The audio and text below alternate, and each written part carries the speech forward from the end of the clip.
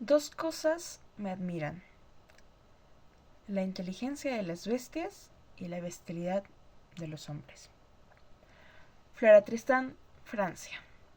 Muy buenos días, mi nombre es Daniela Sofía López Yagua y hoy les daré una reseña sobre la obra titulada El paraíso en la otra esquina por Mario Vargas Llosa. Para centrarnos, esta obra habla sobre la lucha de clases, la búsqueda de la libertad y la identidad, más que todo. Pero vamos a conocer un poco el contexto de la historia que dicta esta obra y el escenario en el que se encuentra, que estamos hablando del siglo XIX. La obra se ve implicada en los derechos de los trabajadores y de las mujeres, sobre la moralidad, el producto de la revolución industrial, donde los obreros empiezan a despertar y las mujeres, aunque tímidamente, eh, a riesgos de la exclusión de la sociedad, comienzan a comprender que son seres individuales, que pueden empezar a cambiar sus visibilidades y sus derechos. Aparte también de hacer una propia revolución hacia hacia el mundo, ¿no?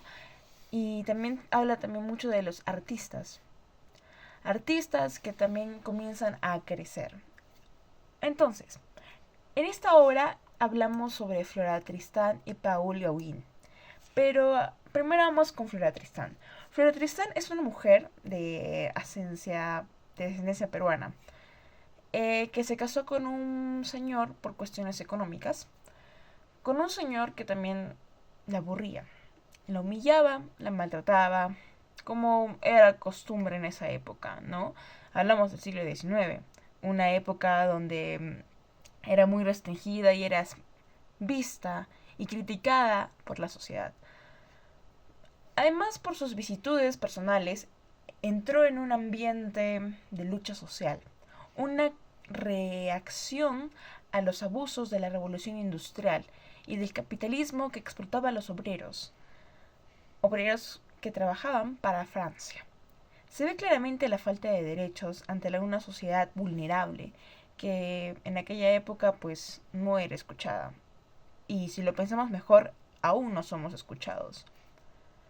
Además, Flora vivió con el dolor de que las autoridades prefirieron que sus hijos crecieran bajo la crianza de su padre. Aún así, después de que la sociedad la haya visto como una mujer que abandona el hogar, Flora Tristán escribe publicaciones como The Worker Unions o Las peregrinaciones de una paria. Conoció a dirigentes del incidente del incipiente del socialismo y marxismo. Viajó y llevó su concepto de la fuerza colectiva del obrero por el Reino Unido y Francia. Y quiero resaltar que también tuvo viajes, oportunidad de viajar a Perú para encontrarse a sí misma y a sus orígenes como tal. Por otro lado, hablamos de Paul Gauguin, un pintor que no había cogido una brocha hasta sus 30 años, un burgués de éxito y sustento de la vida desahogada de su familia. Pero este señor empieza a pintar y descubre que pintando puede sentirse vivo y abandona literalmente todo para convertirse en un buen pintor. Frecuenta lugares y sustancias al margen de la vida. Empieza a producir cuadros y esculturas de formas y colores imposibles para producir en esa época. Rompiendo y creando, innovando, se obsesiona con el primitivismo por despojarse a todas las normas sociales que oprime al ser humano y lo alejan de sentir la libertad. Paul fue otro poliédrico que alternaba la creación del cuadro, por ejemplo, el cuadro del Cristo Amarillo, también el cuadro de Donde venimos, o donde aparece la Reina Sofía, el cual cuando te casas, con las más espantosas relaciones con menores, aún sabiendo que estaba enfermo de sífilis y que podía contagiar. Cabe mencionar que Gauguin realizó viajes para encontrarse a sí mismo y encontrar la identidad y esa fuerza de valor que lo hacía sobrellevar estos retos que te propone la sociedad en estos tiempos. El mensaje de esta obra se trata sobre la búsqueda del paraíso personal en un mundo lleno de contradicciones y desigualdades que actualmente vivimos. Además de luchar por los derechos humanos y nuestros orígenes, y claramente el respeto bajo ellos. Quisiera hacer un análisis sobre uno de los capítulos, si no me equivoco es el capítulo 21, es la última batalla, así se titula. En este contexto, Flora Tristán fallece, un jueves 14 de noviembre de 1844. Es un día de mucho sufrimiento. Con esto, la vida nos da una nueva enseñanza. Y de la misma forma que, por ejemplo, nos dice el capítulo que Flora Tristán tiene una vida de sufrimiento, donde es literalmente es una vida llena de violencia, de humillaciones, pero también es una vida que la llena de muchos retos propuestos por la sociedad. También se presencia una muerte de terror, soportando ella dolores en sus últimos momentos. Este sería el fin del personaje. Pues también es un mundo de plantear el eterno tema de la reflexión entre la vida y la muerte, que todos los humanos en algún momento, tarde o temprano, nos vamos a enfrentar.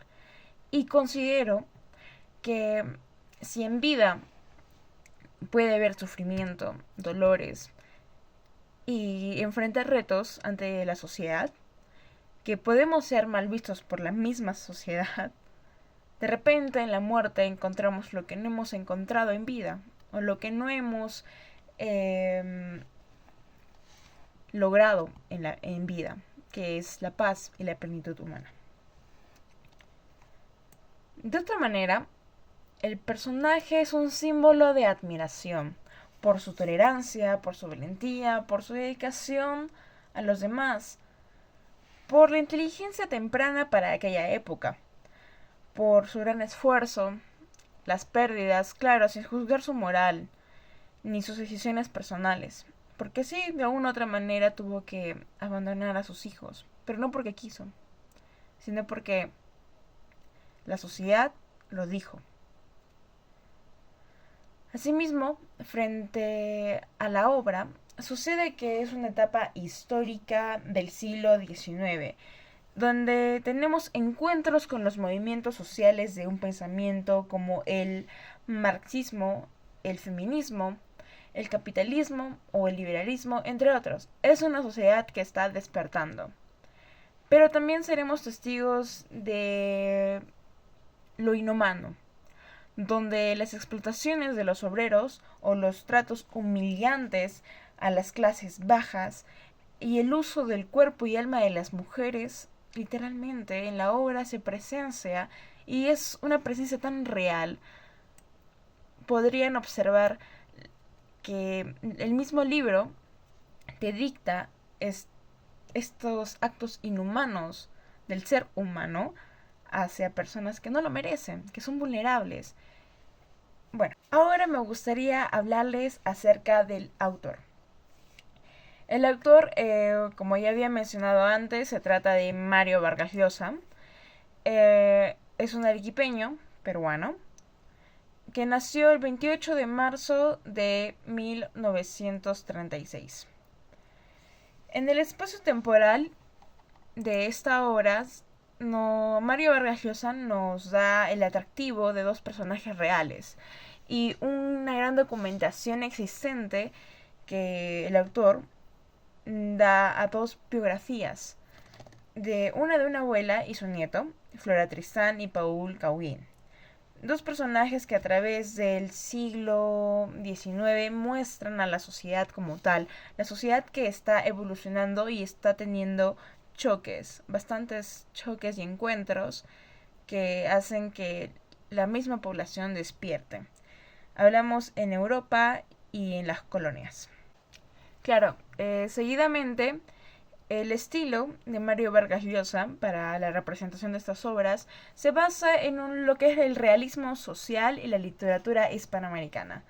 Asimismo, Mario Vargas Llosa tiene obras publicadas, en sí bastantes, pero entre las cuales me interesó muchos como La ciudad y los perros, La conversación de la catedral, que se centra más que todo en la realidad del Perú, o como El sueño del Celta, Las travesuras de la niña mala, o La guerra del fin del mundo, o uno de los últimos libros que he estado leyendo que sería El Pantaleón y las visitadoras, que está basada también dentro del contexto del Perú.